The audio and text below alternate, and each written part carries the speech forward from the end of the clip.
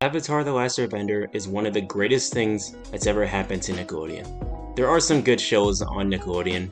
You got your SpongeBob's, you got your Patrick's, you got your Timmy's, you got your Jimmy's, and everything else back in the 90s. But for the most part, Avatar: The Last Airbender is one of the greatest, in my opinion at least. Although I imagine a lot of you watching this video probably have the same opinion as I do. I mean, how could you not? I mean, this show was amazing. It's got a great story, it's got great characters, it's got beautiful animation, awesome action scenes, and just probably one of the greatest shows you'll ever watch on any network in that decade. I remember the first time that Nickelodeon first announced that they were making a live-action movie adaptation of Avatar: The Last Airbender, around the time where it was ending its final season, which is about when I started high school. I also remember being very apprehensive in the idea of them making a live-action version of this show, or live-action anything in the first place, let alone a movie. But to my surprise, apparently a lot of people really wanted to see this movie when it was being released. Every friend I've ever talked to back in high school always told me, I really want to see this movie, this looks pretty good. Which is, I guess it's innocent enough. I mean, if an animated show is good, then the movie should be good, right? Wrong. What's really strange is that people didn't figure this would be a bad movie until they actually watched it. And then everyone really despised it when they first saw it, and I don't really blame them. But I'm kind of surprised that they didn't really see it coming. I mean, all the red flags were literally sitting in plain sight before this movie even came out, from when it was announced to its being released back in 2010 in the summer. I'm going to list off those red flags right now. Red flag number 1, animation to live action. When has that ever worked anywhere in the history of mankind? I'll give you an answer. Never. I don't know why Hollywood thinks that this still works. I don't know why they keep trying to attempt it. It's never worked, and it never will work. You might as well just keep it how it is, and just keep all this shit animated. It just would make more sense. Red flag number 2, M. Night Shyamalan. After making 2 of the worst movies that he's ever made in his career, it seemed like the worst idea to have him as a director's chair for one of the greatest animated shows of all time. I mean, it's already bad enough it's being made into live action, but it's even worse having Shyamalan himself as a director. It just doesn't seem like it made the most sense back then. It still doesn't make sense now. Expecting him to direct a good movie is like looking at one of those fancy Coke machines like you see like at a movie theater or a Wendy's and expecting to get a Pepsi. You're not getting it. And our final red flag is the trailer. This trailer looks like shit. From the awful effects, to the not so great aesthetic, to the terrible rock music that they play in the background.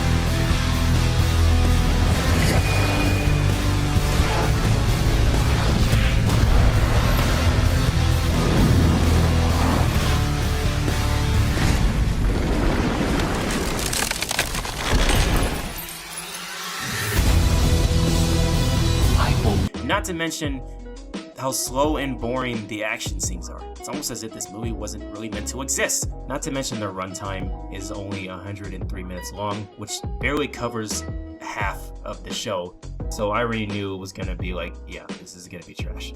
There was also a behind the scenes look at the film that actually came out about a month before the movie's release, and was actually a time slot on the Nickelodeon channel. But I can't actually prove that because I can't find it anywhere on the internet.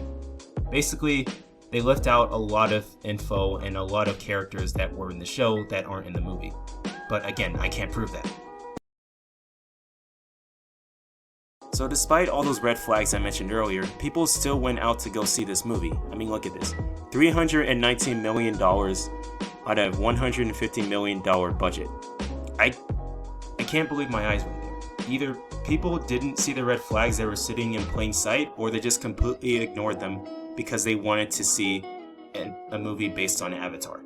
Either way, there's no way in hell this movie should have made its money back. Now let me just make something clear. I am in no way claiming that I predicted that this movie was going to be bad.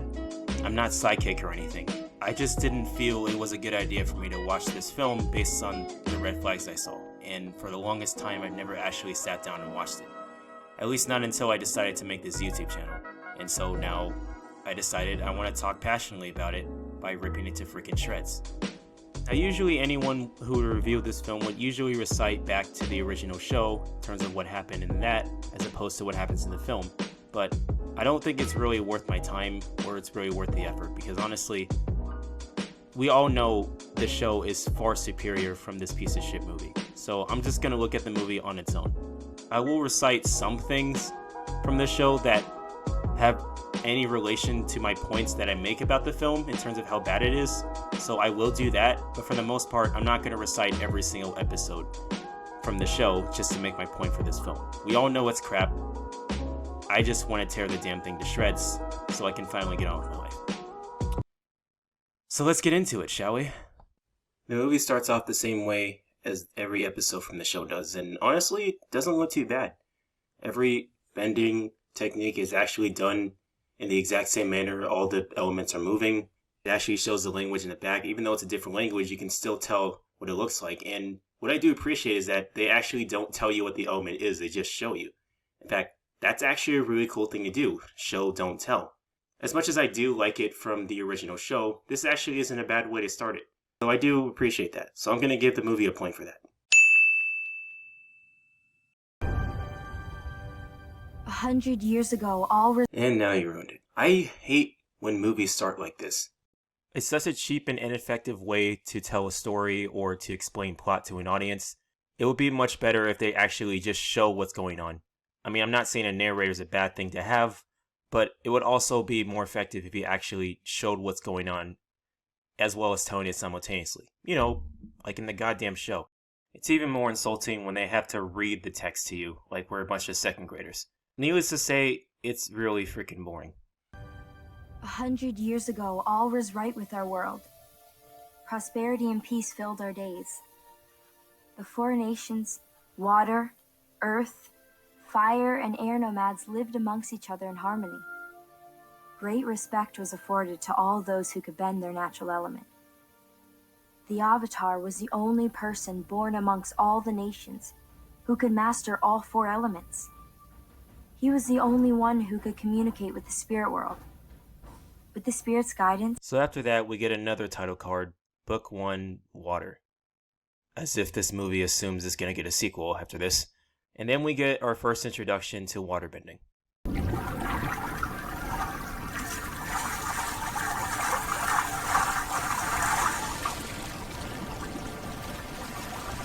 You know, it's not really waterbending if you can't control most of the water that's dripping out of the bubble you're carrying. At least, the original character figured that out.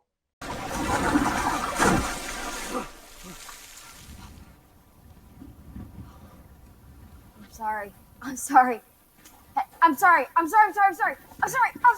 Hey, it worked better that time. Was that a blooper? I'm not sure if they were actually acting. I think that was a blooper.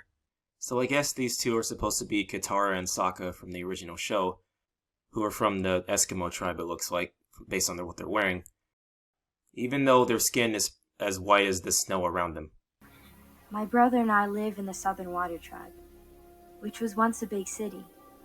Our father's off fighting in the war. My mother was taken prisoner and killed when I was young. In this time of war, food is scarce. My brother and I often go hunting for food, but unfortunately my brother isn't the best hunter in the world. You just said food was scarce because of the war, and yet you're blaming your brother for being a shitty hunter? So which is it? The lack of food or lack of his skills? Pick one. Also, if you're already sick of the narration by now, don't worry. There's plenty of it where that came from. We only got an hour and a half left of this shit. Also, the exposition is very overzealous, so get used to that too. So the white Eskimos continue their hunt, only to find absolutely nothing. I did everything Dad said to do. I watched what side of the fin tracks are more... Does this girl ever close her mouth? I don't think she's blinking. She might be dead. So while they're out hunting, they find something glowing underneath the ice, which apparently only takes 3 hits to completely break. This ice is about as stable as tin foil.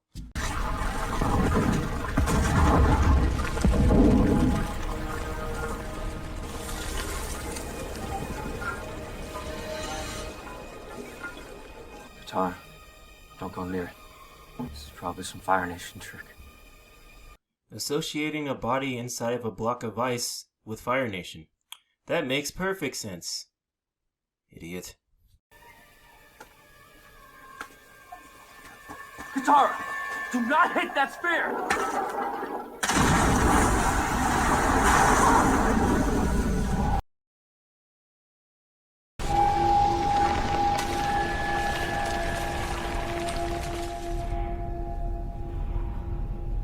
Uncle, look! You were clearly not speaking when you said that line. That was clearly dubbed. Your mouth isn't even moving. So they find the airbending boy inside the iceberg and decide to take him back to the village.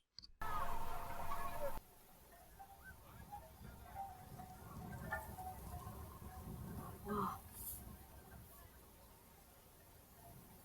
How'd you get all the way out here? I ran away from home. We got in a storm. We were forced under the water of the ocean. Oh, I see. It wasn't very smart. I was just upset. Thanks for saving me. Lucky. I probably should get home. I'll be worried. You're not still upset? Not as much as I was. Ah, shit. This is the caliber of acting we're dealing with right now. So then the Fire Nation shows up and starts invading the entire village.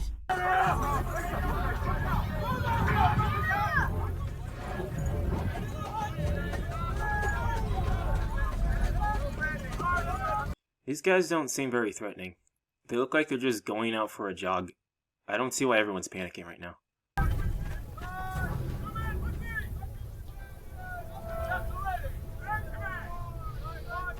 Sokka, don't. I'm sorry, what? How did you say his name again? Sokka, don't. Really? That's how you pronounce his name? Okay, what about Aang? The monks named me Ang. Iroh? My name is Iro. Katara? Katara. Zuko? I am Prince Zuko. You gotta be shitting me. Some of these names are mispronounced, but some of them aren't? What kind of backward-ass inconsistency is this? And now, ladies and gentlemen, I'd like to introduce you to a game that I like to play when watching this piece of shit movie, the Mispronunciation Game. So in this game, I like to play around with these characters' names and just mispronounce them purposely in the same way the movie does. So as you can see, I got a whole list of characters from the show, and we're just gonna mispronounce them right here. Alright, so we got Aang is Ong, we got Sokka as Sokka, and we got Iroh as Iro. Alright, let's see what other names we can mispronounce on purpose. Let's see, we got Katara, let's say Katara.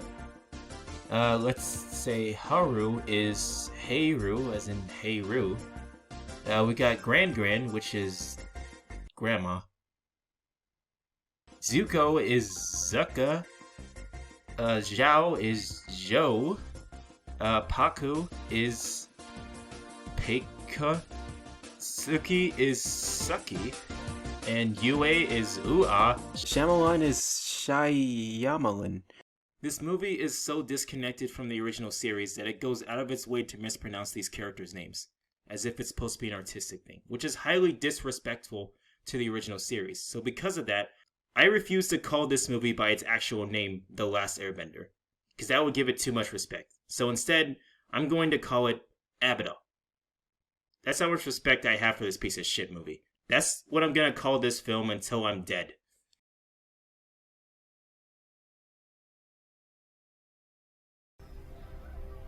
I am Prince Zuko, son of Fire Lord Ozai and heir to the throne. Bring me all your elderly! That scar in his face doesn't work. It's barely noticeable. Nothing to do with Dev Patel's skin tone or anything like that, but it has everything to do with the horrible job of the makeup artist. I mean, it looks like he splattered bacon grease on his face and that was the result. It's not a burn on his face. Couldn't you just darken the color of the scar a little bit just to make it seem more distinct? You thought this was the best you can do? That makeup artist needs to be fired. So the soldiers gather all the elderly until they eventually find Aang and expose him to their leader. I'm taking you to my ship. If you don't come, I'll burn down this village. I'll go with you. Well, that didn't take too much convincing.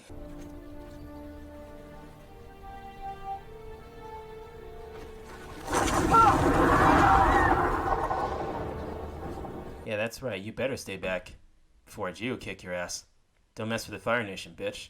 They dragged Mom away the same way when we were babies. She wouldn't have stood and watched us being taken away. She would have fought. We found that boy. He's our responsibility. We should fight. What do you mean he's your responsibility? You just met him like 2 minutes ago, and you barely had a minute of exchange and dialogue. He could be a bystander for all you care. What would you do if they tried taking me away? I'd kill them all. Why? Because you're my sister. Because Dad told me to protect you with my life. Because I'm your responsibility. This boy is our responsibility. That makes no sense. Having the same responsibility of protecting your sibling is not the same as having the responsibility of a kid you just barely met today. So Katara and Sokka find the flying bison that Aang left behind, and it gives them the idea to use it to find Aang. Meanwhile, on the Fire Nation ship, Aang is held captive. My nephew wants me to perform a little test on you. What kind of test?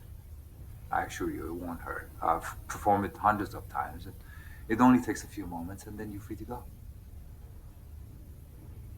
Would you mind if I put a few things in front of you at the table? It will only take a moment. Okay, so which is it? A few moments? 1 moment?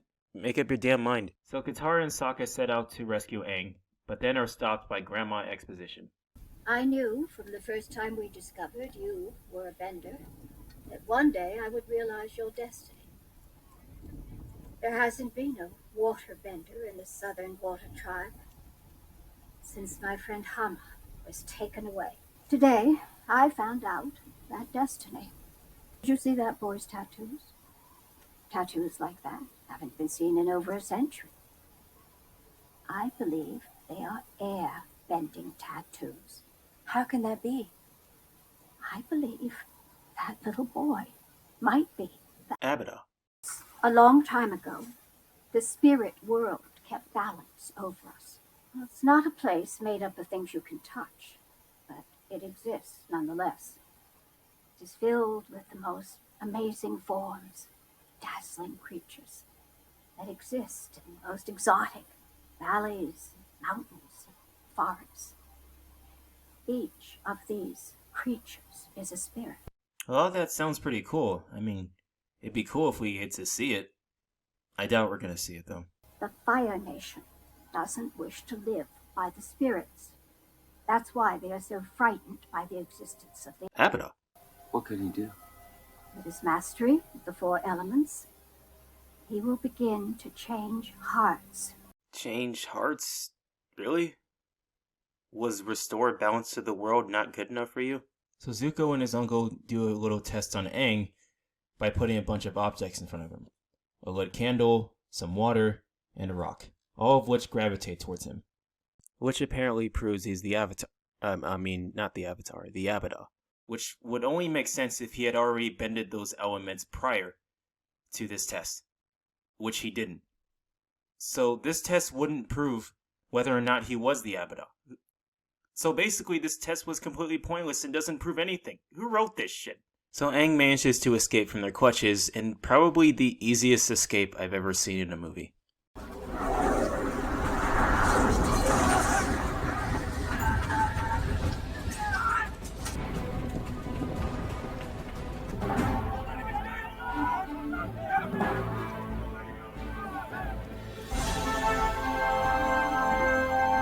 Why can't they just use the torches that they had sitting right in front of them? They didn't think of that earlier? Why is everyone in this movie so stupid? So after that pathetically easy escape, Aang reunites with Katara and Sokka and proceed onto their journey to the Southern Air Temple. This is where you live? They must be playing some trick or something. Monkey Atsu's gonna try and jump out and scare me at any moment. He's the teacher responsible for me. It's kind of like my father. Is it okay if you tell me your name? Yeah, I'm sure it should be. I'm surprised you didn't ask him that earlier. I mean, you did, but you didn't ask him at the igloo earlier at your village. I don't know why that wasn't a priority. I mean, he's your responsibility after all. So Aang eventually finds all the air monks have been killed by the Fire Nation and gets angry, goes into the Avatar state, just like in the show. But in this movie, it's glossed over really quickly, so it's almost as if it never happened and just moves on from there.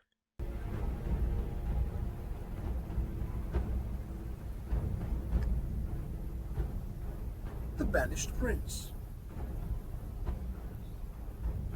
Let's offer him lunch. Oh, lunch? Goody, I hope it's pizza. So that's supposed to be Admiral Zhao, who invites Zuko over for lunch. But instead of feeding him actual food, he feeds us more exposition. As you know, the Fire Lord has banished his son, the Prince, and renounced his love of him and will not let him return to the throne unless he finds the... Abaddon. I commend the Fire Lord's discipline. For example, it seems I need to remind Prince Zuko that during his banishment, he is an enemy of the Fire Nation and is not allowed to wear the Fire Nation uniform. We will let him wear it today, like a child wearing a costume. This guy looks so bored right now that he looks at the camera. I don't really blame him, honestly. I'm bored too. Zuko storms out while his uncle follows, and then he goes through a training montage to show how good of a fighter he is.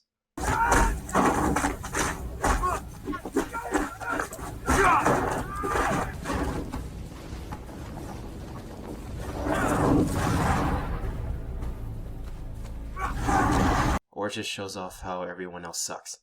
So now our heroes made it to the Earth Kingdom to figure out what their next plan is. Until suddenly they find a dispute, which gets them arrested and brought to a Fire Nation prison filled with Earthbenders. Surrounded by dirt, rocks, and the Earth itself. How are they in prison here? Isn't that a bad idea to put them surrounded by actual dirt and rocks in the Earth itself? Don't you think that would actually weaponize that into, fighting these people?